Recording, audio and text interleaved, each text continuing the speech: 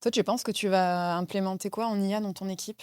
Alors, le plan, là, actuellement, c'est d'avoir quelqu'un bon en IA pour qu'il puisse être l'exécutant un peu IA. Donc, ça va pas être moi. Moi, je supervise, je trouve les infos, mais c'est lui qui doit exécuter, qui doit être proche des équipes pour être sûr. Parce que ça va demander, je pense, pas mal de temps. Et après, de plugger petit à petit sur ce qui est le plus important en termes d'IA. Donc, c'est pas de tout changer d'un coup, c'est juste de plugger petit à petit dans certains aspects, des créatives, du paid, des opérations, du customer service. Et au final, après, d'avoir un peu l'IA partout. Tu vas commencer par quoi, tu penses? Là, on a déjà commencé avec le customer service, créative. Mais pour l'instant, c'est, on va dire, semi-automatisé. C'est-à-dire qu'on met l'IA dedans, mais c'est pas encore, ça tourne pas de manière autonome. Et le but après, c'est de faire vraiment une machine autonome. C'est-à-dire que ça tourne, il y a un creative stratégiste qui travaille pour nous et ce creative stratégiste, il est IA. Ouais, ça va être C'est trop ça le bien but, ça. ouais. Ça va être tellement bien, tellement Mm. plus simple. Ouais. Mais je Mmh. pense que ça change pas d'un point de vue humain parce que tu auras besoin d'avoir une structure et tu auras besoin d'avoir un organigramme et simplement, ce sera juste des IA que tu plugs. Ouais, ce sera tes exécutants, Ouais, mais tu as besoin du cerveau de base, quoi. Mmh. ouais. Et toi? Ouais. Moi, ce sera la partie vraiment gifting qui sera full automatique. Et ensuite aussi, en vrai, media buying. De plus en plus, mais on le voit avec Manus qui maintenant va se connecter au gestionnaire de publicité. Donc, il saura même mieux que nous gérer les ads. Mais vraiment, la partie gifting, influence, pour moi, c'est ça. Ça sert à rien de mettre des humains si l'IA peut le faire. C'est clair. Des humains enfin des robots qui contactent des influenceurs humains ou des influenceurs IA? Parce que maintenant, on va être dans une ère où c'est que tu pourras créer des influenceurs IA, avoir beaucoup de followers rapidement. Ouais, les deux, mais principalement l'IA qui contacte les humains. Mm. Parce que, encore maintenant, les plus grosses brands comme Confort, etc., ceux qui scale avec du gifting et stratégie d'influence, c'est des vrais humains. Donc, à l'heure actuelle, c'est ça qui marche le mieux. Mais c'est vrai que des influx IA, ça sera extrêmement rentable aussi, mais la touche humaine, encore, même, sera peut-être plus d'impact plus tard parce que tout sera IA. Donc Mhm. là, c'est ce qui fonctionne le mieux en vrai. Ouais, c'est pour ça. Et nous, on a cut bah, quasiment tout notre département, hein. On était 6. Là, on a une personne. Je pense qu'en fait, il faudrait qu'on soit 2, mais en influence marketing, c'est tout, quoi.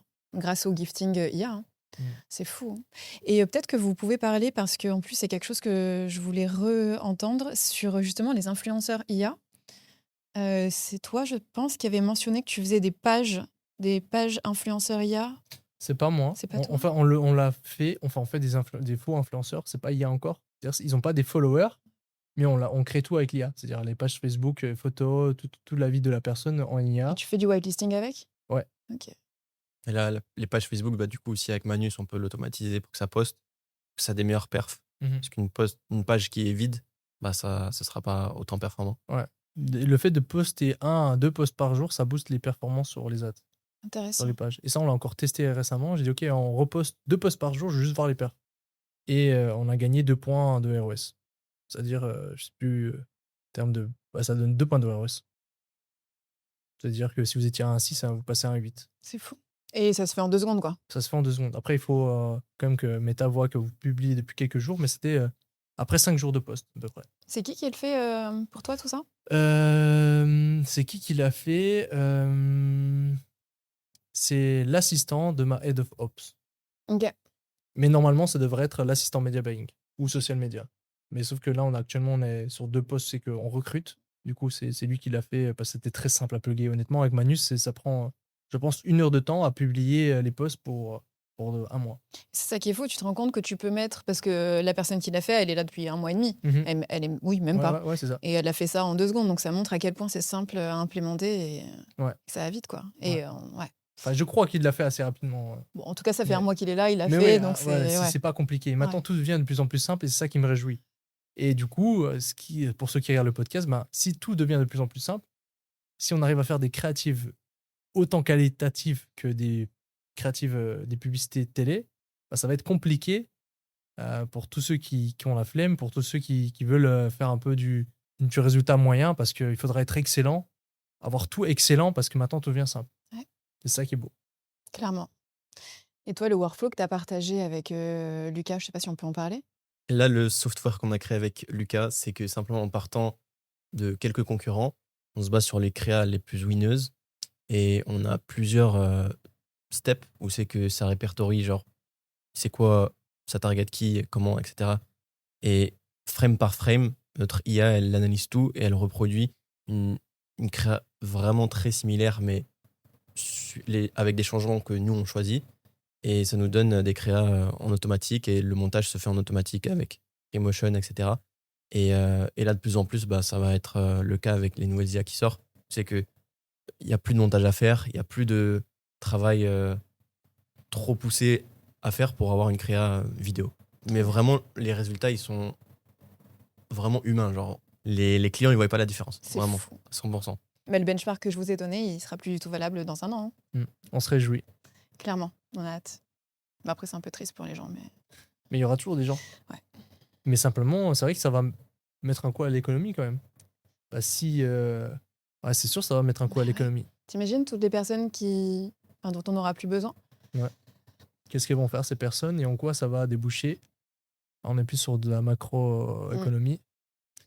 Ils seront déjà aux US, ils auront le salaire universel annoncé par Elon Musk. C'est que bah, ils seront payés pour pas faire grand-chose. Ouais. Et ceux qui auront beaucoup d'argent, ils sont obligés d'être ultra compétents. Et Elon Musk, d'ailleurs, il parle de intelligence et énergie. Et du coup, quand on pense à intelligence, on peut aussi penser à artificial intelligence. Et vraiment, genre, plus tard, tout est une question d'énergie. La currency, pour moi, c'est l'énergie. Parce que toutes les IA qu'on plug, tous les outils, c'est propulsé grâce à de l'électricité et de l'énergie. Donc pour moi, ça, c'est le futur. Mais ça, c'est pas pour tout de suite. On a encore quelques années où, avec les process qu'on a, on peut faire des dizaines et des dizaines et des centaines de millions. Et selon toi, toi qui as vu pas mal d'e-commerçants, qui pour la plupart sont des profils marketeurs comme Nico et moi, c'est quoi d'autres freins que tu vois, gros freins, que même nous peut-être on n'est pas aware, qui nous freinent sur notre liberté ou notre croissance d'entreprise? Déjà, se rendre compte des besoins qu'on a en opérationnel. Et il y a surtout, je pense, c'est un danger que je vois, plutôt qu'un frein, c'est de prendre de la distance avec tout ça une fois qu'on délègue.